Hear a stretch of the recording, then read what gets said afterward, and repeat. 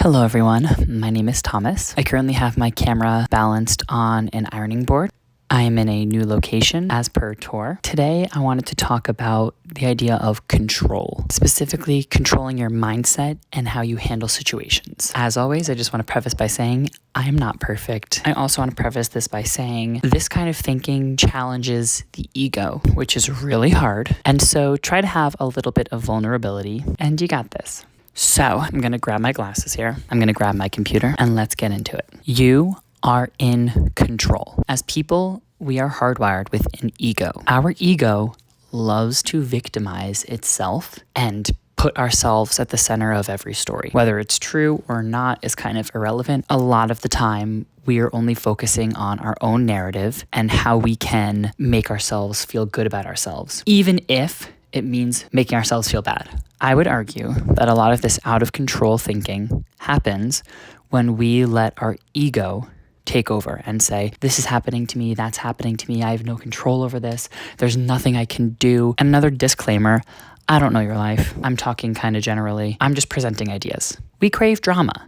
Why do you think there are so many reality TV shows? Why do you think so many people are in relationships that are based out of pure chaos? One of the steps to recovering from this mindset and realizing you are in control is learning to stop catastrophizing. I mentioned this in my last video. Sometimes you have to break things up into pieces and compartmentalize in order to realize that not everything is always going wrong. There are times when we choose chaos. And I want to challenge you today to ask yourself if you've been doing those things, if you've been victimizing yourself. And another disclaimer, if you're in one of those friendships, if you're in one of those relationships, if you're in one of those situations, if you don't trust a person and you are unhappy, maybe you shouldn't be in that situation if you are choosing chaos. But I digress. The first part of understanding that you are in control is taking a step back and asking transparently with yourself, am I creating more of a problem? I wrote an outline for this video, and the first part talks about when you're with yourself, how you can truly be in control. Let's talk about going through your day.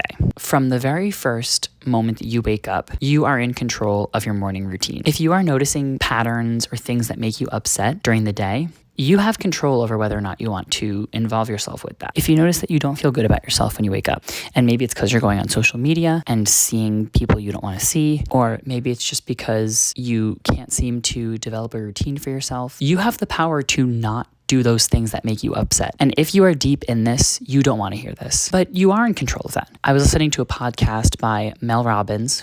Love her. She was talking about how no one is going to push you to go to the gym. No one is going to make you wake up 10 minutes earlier. No one is coming to save you. You are on your own to figure it out. And that is an amazing thing. Let's say you have to go on social media. For me, I always check social media because I want to make sure that I'm not missing a message that somebody sent me. But guess what?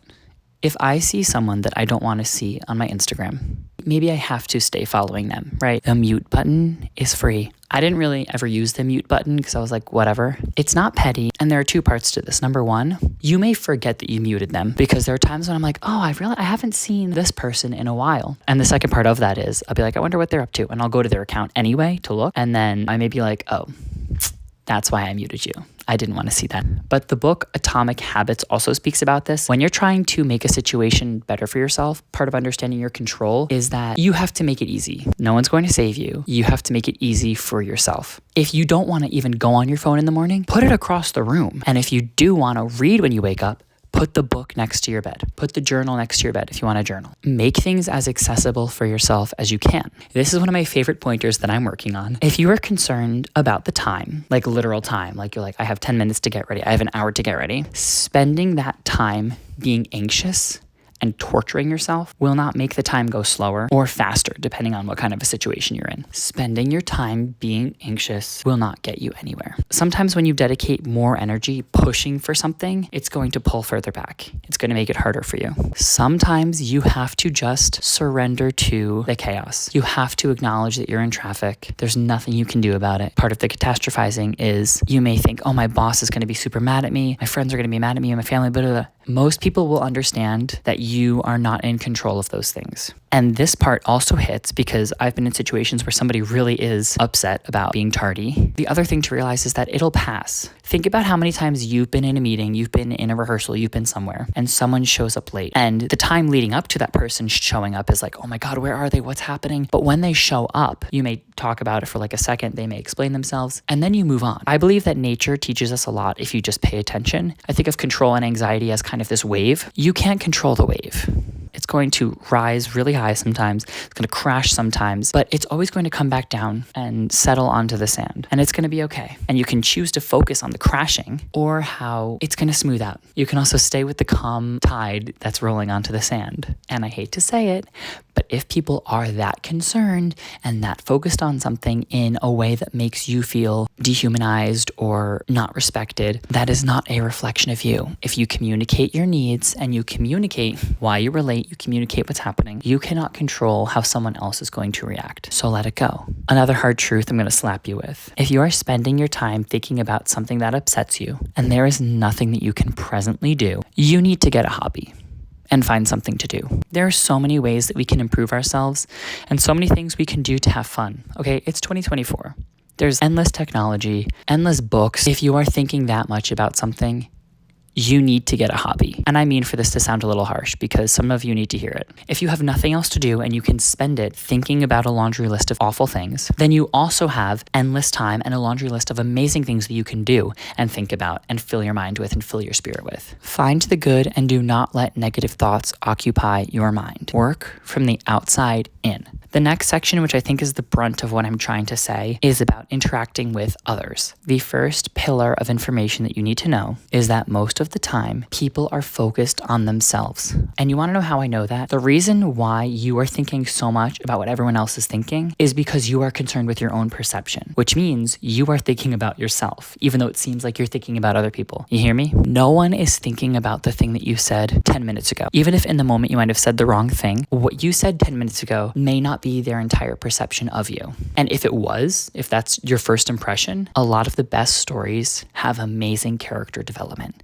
and the opportunity to grow. Another thing Mel Robbins talks about all the time is the let them theory. You can't ever control what people think about you, no matter how hard you try. One interaction is not someone's entire perception of you. Another crucial piece of information that's a hard pill to swallow, but that can give you peace if you think about it, is that if someone does have a problem with you and you are not sure about how they feel, it is their responsibility to communicate that to you. And that is not a selfish thing to say. What's selfish is if somebody has a problem with you and they're not making any effort to try and learn more about you or ask questions and they're just developing an opinion about you. That's not fair. The point is knowing that you can't control anyone's perception and knowing that it's on someone else to tell you if they have a problem with you. Let that give you a little bit of peace of mind in trusting that you are free because you are not in control of that, but you are in control of how you walk away. And you are in control of what you say when you're around people the next time. And you are in control of who you hang out with. And if someone's not making you feel good,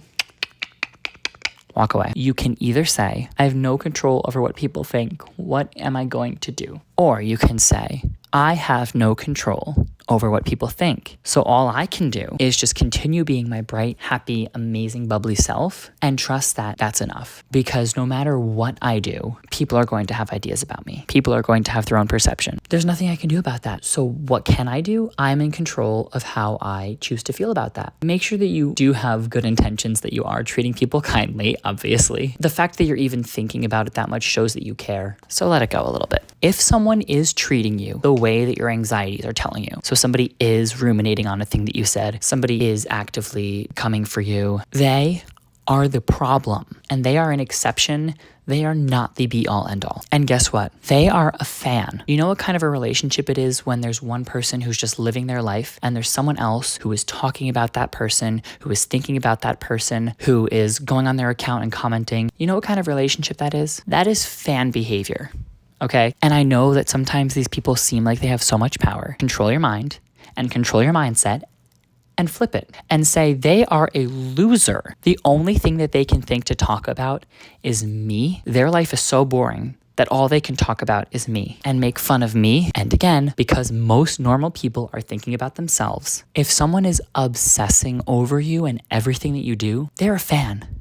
they are not someone that you want to be friends with. And you may not be friends with this person. So they may just be like a coworker. Isn't it kind of fun that you are a hot topic of conversation? And isn't it so sad that somebody is so deeply insecure with themselves that they have nothing else to talk about but you? And here's where the control comes into play. You are in control of how much you interact with that person. And if you have to interact with that person, a lot of the times you can control where you are physically. You can get up and go to the bathroom. You can walk into another room. Some people are energy vampires. Even if the walls are caving down on you and you're in a situation where you're just like, I feel like I'm being tortured by these people, you need to trust and own that you still have control over who you are giving your energy to. Even if you have to not speak, your energy is a very important thing. Your aura, who you are, however you want to look at it, whether it's like in a spiritual woo-woo way or not, the people that do those things are craving attention. They're craving your energy. So you have to cut it off, and you can control how you react around those people. The last piece is about post-interacting with others. The second that you are out of a situation,